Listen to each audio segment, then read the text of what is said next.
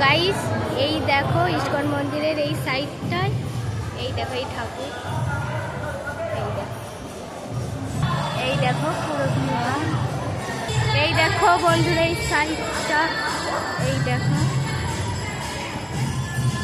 দেখতে পাচ্ছ এই দেখো চারিপাশ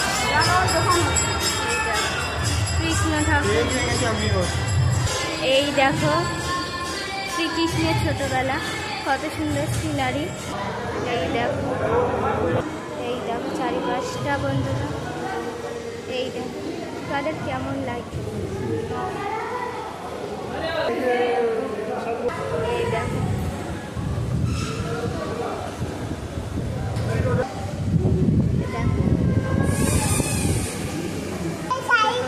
তো এই দেখো সিঁড়ি দিয়ে উঠছি